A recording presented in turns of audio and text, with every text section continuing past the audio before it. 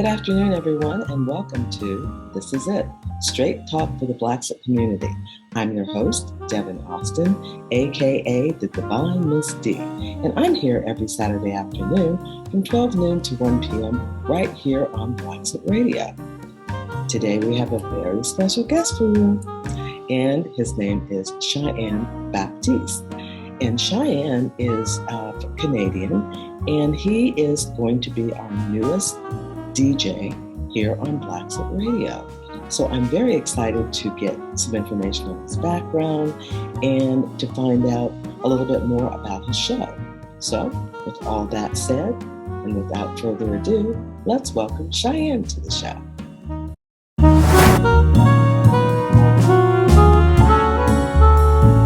Good morning, good afternoon, good evening. Good afternoon. Yeah, same to you. So I'm going to get started here. Just one second. So now we'll get started. Okay. So welcome to the show. And I'm so happy you could join us today. And what I'd like to start with is if you could introduce yourself to our audience, give us a little bit of information about your background, where you're living now, good stuff like that. All right. Well, thank you for having me. First of all, it's a pleasure. It's an honor. And so, yeah, I have a pretty interesting background. And I think there's just many layers. And I think that's what makes this program interesting to me. And, I have a bit of a background as to how I got introduced to this too. So that's pretty serendipitous. But in terms of me and my background, I'm born and raised in Canada. I was born in Montreal. I won't tell you the year. I grew up in Edmonton, Alberta, western part of Canada. And then I moved to Toronto for a few years. And then I moved from Toronto to Trinidad and Tobago, where I lived for about 9 years. So right now I'm currently back in Ontario, but it's not in Toronto. It's an hour and a half away from Toronto. It's called Wasaga Beach. And it's sort of in the Simcoe County area, and it's the longest freshwater beach in the world, apparently. It's really nice in the summer. In the winter, it's a little bit interesting. Yes, that's why we have all those Canadian people fleeing to Mexico and Costa Rica. Yeah, exactly. So I'm no stranger to cold. Like I said, I grew up in Montreal and Edmonton, and those are probably two of the coldest places. But I'm not a winter person, and it took me going to Trinidad to realize that, yeah, I kind of prefer the tropical weather and the lifestyle. How did you end up in Trinidad? Ooh, that's a long story, Well, we got a little time. We got a little bit of time. I'll give you the short version. I'll give you the short version. Okay. Yeah, so I mean, the reason why I left Edmonton to go to Toronto was to pursue a career from youth work and psychology into marketing, which is pretty crazy. But I decided to study public relations and corporate communications in Toronto, went to school, got a good job in entertainment PR. And then 2008, the economy crashed, lost my job, and I ended up having to work at a clothing store, and was feeling pretty depressed. But my parents, they're retired, so they visit Trinidad every year. So I called them one cold Valentine's Day, and just telling them that things aren't going too well. Then I ended up speaking to my cousin's husband, and he's a coach, he's a business person. He's like, "Why don't you come to Trinidad?" And I'm like, "What am I going to do in Trinidad? I have no job, I have no money." But he goes, "Just come and refresh. Go take a vacation, whether it's a week, couple days, and then come back and recharge." So I did just that. But he introduced me to some people, and then 1 week turned into 2 weeks, which turned into a job offer, which I thought, okay, I'll try this for a year. And then 9 years later, I'm still in Trinidad. So it was a great opportunity. I think it did well for my career. It also did well for my personal life and my personal journey. So I learned a lot. Wow, that's really interesting. So now so you said you were there for 9 years. Yeah. So why did you decide to leave and go back to the cold winters of Canada? Or did you? Well, that's another long story, but I'll give you the short version. Sometimes in life, God gives you a message and sometimes you have to listen. And so basically an unfortunate circumstance happened that kind of forced me to leave for my personal safety. And so, yeah, I ended up having to pivot, and it was such an adjustment that I just had to do that. I figured this is probably what's the safest for me, and the environment, the overall landscape was changing. And, I'm never talked badly about Trinidad and Tobago. I still consider it my home. I was actually just there for my birthday a month and a half ago. And haven't been back ever since, but it was nice to be back. Well, it's really interesting because I have another gentleman that is from the Bay Area, and he decided that, well, he was going to come to Costa Rica, and then he decided to go to Trinidad, and he went to Trinidad as well. But he didn't end up staying there very long. So what's the situation with, for instance, if you know, what's the situation with, say, for instance, Black expats that might want to go to Trinidad? Is it someplace that's easy to, get into the swing of things and fit in there? Do they make it easy for people who might want to think about residency or relocating? What's it like there? Give us a little bit of a feel. Yeah, I think it would be similar because there's a lot of expats in Trinidad, and a lot of the expats come to work in the oil and gas industry, or they're working for different marketing sectors, private sectors. I think it's quite similar to any other country where you could do a working visa. And the fortunate thing is that majority of companies there actually like to hire Canadians, Europeans, Americans. It's something that interests me because there's so much skill. There's a lot of talented, skillful people in Trinidad and Tobago, but there's a sort of foreign is better type of attitude that permeates there. And it's unfortunate, but it also helps. It's good because, they will provide the resources necessary if you do need a working visa. It's to the point where they're really encouraging people to come and work. Okay. And actually it's good because, they're being a part of the economy as well, because they're bringing money into the economy, and it's probably a different perspective. So I think that's what makes Trinidad unique, because while I was there, I actually met people from Norway, people from Denmark, people from Germany. There's a huge German population in Tobago. Right. A lot of Americans, a lot of Canadians, and in all aspects. So there's that, but there's also a creative hub, and they actually have a creative exchange program. So if you're an artist, they have an exchange program where you can stay in Trinidad for a certain period of time. They have a residency program. So I think that's pretty interesting. Wow, yeah, that's really great. Did you visit, or did you travel to any other countries besides Trinidad during your travels? Yeah. Or what other countries did you go to that you might be able to tell us a little bit about? And why aren't you still there? It's funny. Well, the thing is, I was fortunate enough to land a job a couple of years after at an NGO. It's a global organization called PSI, Population Services International. And that job allowed me to actually frequent most of the Caribbean and some parts of Central and Latin America. So I was fortunate enough to travel, but it was all work related. So I wasn't really able to get the full spectrum. Right.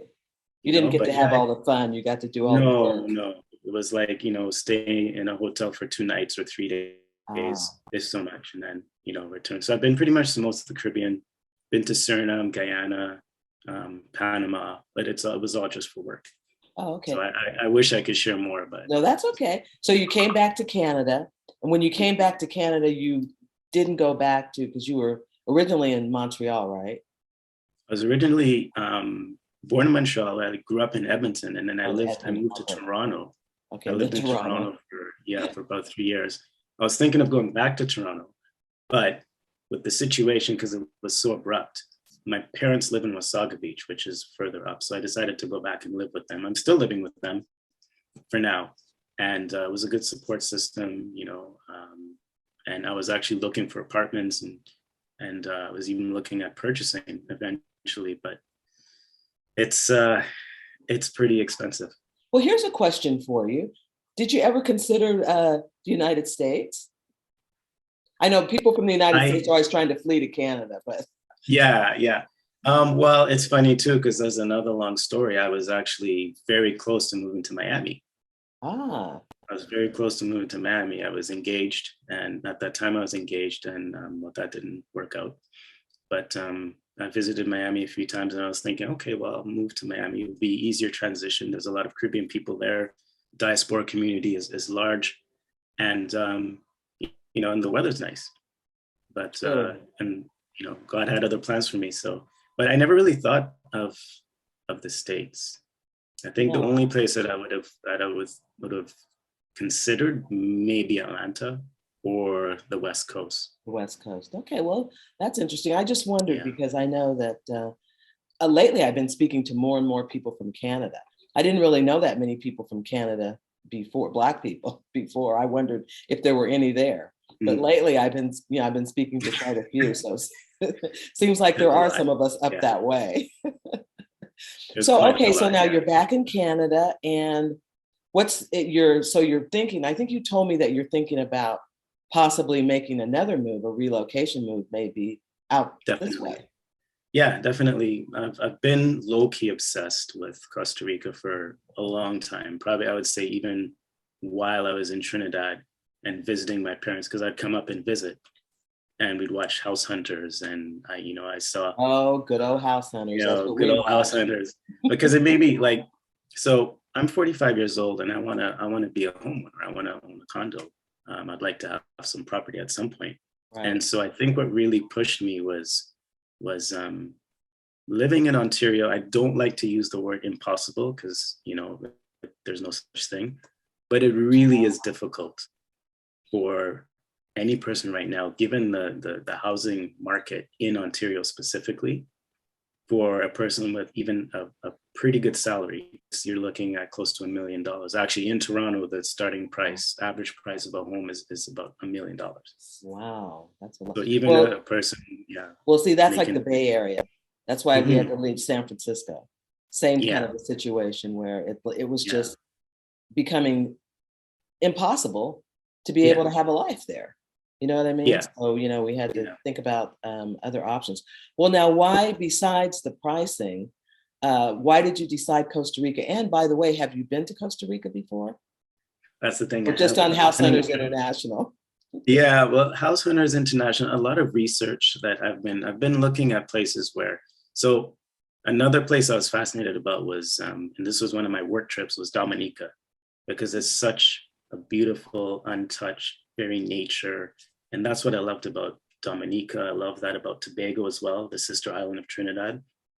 That's another place I would love to live there too. I'm very much about preserving and enhancing our environment, our living space. And that's one of the things that intrigued me about Costa Rica, is that I think they're a little bit more concerned about their space, the environment, and I think that's such a beautiful thing. So there's three things that I consider if when I'm choosing a place. I'm looking at safety, I'm looking at cost of living, I'm looking at the overall quality of life. And Costa Rica ticked all of the boxes. Oh, great. So now I think you have a trip planned, or you're thinking about coming, what is it, like in the fall? Yeah, I'm planning in October. In October, right. A due diligence trip. But this time, like, I'm pretty serious. So I'm gonna try to spend about 6 months. What areas are you thinking about going on your due diligence when you come this time? Actually, I was looking at Playa del Coco. Playa del Coco. Okay. In the Guanacaste area. I was looking at somewhere around the Nicoya Peninsula, because my folks are interested as well. And I want them to live in an area that's safe and good quality of life. I've heard a lot about the blue zones. Right. So long life. But yeah, long but good quality. Yes, good quality as well. Good quality. So now when you come, how long are you going to stay? I'm planning to do 6 months. Oh, 6 months. Well, now if you come and do 6 months, oh, great. That will give you also the opportunity to go around to other areas to make sure that Guanacaste is actually the place where you want to go. Because I know a lot of people think they want to be in a particular place and then they get here and change their minds.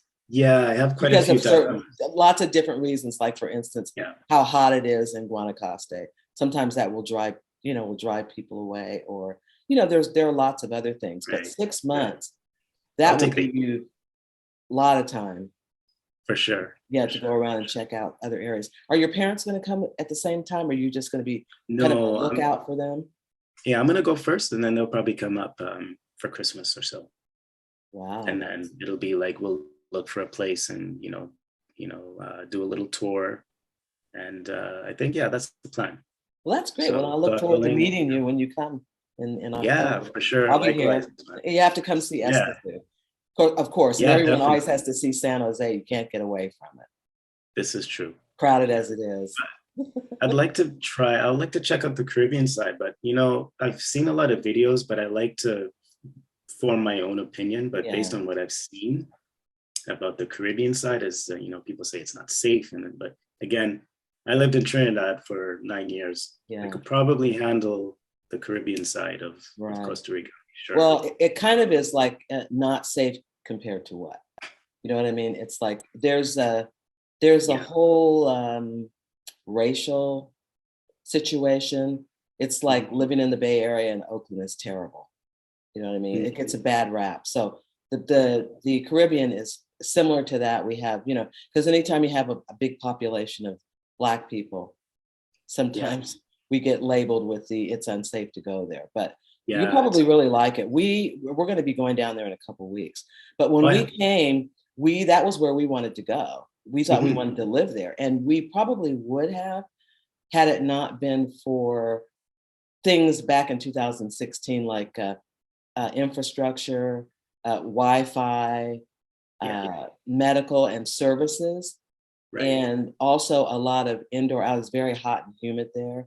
So we decided to come to the Central Valley because we can always make a trip, over to the Caribbean side whenever we want to. But then we got much better weather, we got better Wi-Fi, we got restaurants and grocery stores, and all that good stuff. But yeah, definitely check it out. It's totally worth checking out. So let's see, what else was I going to ask you? Oh, okay. Now let's talk a little bit about current projects. I don't know if you're working on anything specific besides like your love for music or whatever. Do you have any other projects that you're working on right now in Canada besides maybe your due diligence to Costa Rica? Anything that you're working on that you have planned in the near future to do there, or? Yeah. Well, I do work full time. I work at an advertising marketing agency, but they're focused on agriculture and animal care. So they're based out in Alberta, and it's 100% remote. Wow. And I vowed never to be in advertising again. I've did it for 15 years. I was going to wipe my hands clean, but this opportunity, because it's purpose driven, and it's 100% remote. So there's a coworker right now. She's in Argentina. Wow. And I'm like, oh, well, I could do this work in Costa Rica. Yeah, you should. Oh, that's perfect. You know what I mean? That is perfect. You need one of those remote jobs to be able to sustain yourself. I'm a content and social media manager, but I'm also taking my love for music, and I actually want to get into music production and sound design. So I want to be able to create sound and sort of tap into the whole audio digital marketing. Right. So I've started my business plan. I'm going to hopefully start my business at some point. I just have to get the equipment and get all of the, all of those things. So that's kind of what I'm working on right now. Well, so since we're talking about music, let's talk about music. Well, let's do that. Okay, so tell me a little bit about, I know you're a music lover. So tell me a little bit about how that started and, exactly what that entails or involves for you. Excuse the... Yeah, no problem. So I think my love started as a kid. I grew up surrounded with music. My dad used to listen to music. He still does all the time. And my mom as well. And their tastes were, my dad was into the funk, Gap band, Daz band. My mom was more into like Teddy Pendergrass, all of that. So I grew up with that soul, but also I grew up, obviously my parents are Trinidadian. So a lot of calypso records, a lot of reggae, a lot of, Afrobeat as well too. So that sort of fueled my love and desire. And then of course I grew up in the era, being one of the few Black kids in school, and I discovered hip hop, and it was like, it changed my life. And at that time, everybody's like, "Oh, it's just a phase, rap, crap, all this stuff." I'm like, "No, Right. watch, this is gonna be big. This is gonna be big." No. And I'd like to see their faces now. Yeah, right.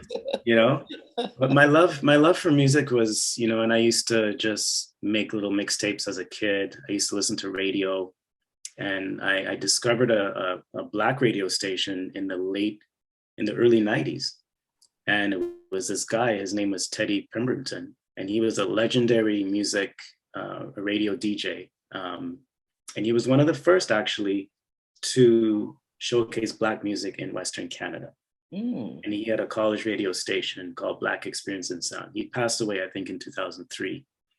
And he used to come on every Saturday from 10 to midnight. And as a kid, as a teenager, I listened to it. I'm like, shoot, I want to do that, man. This guy. And I used to record myself and pretend that I'm him, because he was one of those. He's from New York, so he had the kind of poetic, too, the whole vibe. That whole vibe. I'm like, that's what I want to do. So ended up, as I volunteered at the University of Alberta while I was studying, I volunteered at a radio station because I called in. I'm like, how do I do this? And it was just come in and volunteer. So I volunteered, and I kind of interned with him, and I used to do fill-in shows. And eventually he ended up retiring, and I inherited his show. And that was like, for me, like people were pretty envious, because this is such a, everybody wanted that slot. Saturday nights from 10 to midnight. It was very coveted, right? And I was worried, because I'm like, I can't fill in those shoes. You've been doing this for 25 years. I'm just this new kid. How am I gonna? Right. And he just told me, he goes, man, you don't got to fill in new shoes, man. You just got to create your own. You just got to make your own. So, I did that, and that was my radio program I did. But at that time, I was also DJing. I started DJing in the mid to late 90s. Started kind of in the rave culture and the underground rave scene. But then I was more into like lounges and chill out stuff. So I'd play at like, lounges, after hour clubs and restaurants and all of that. And yeah, I kind of tie in the two. And that was sort of my DJ career, so to speak. Wow, that's wonderful. Yeah. So so were you kind of like DJing? Was this when you were in school, or like after you got out of school? This was about in my college years. Your college years, okay. This was in my college years.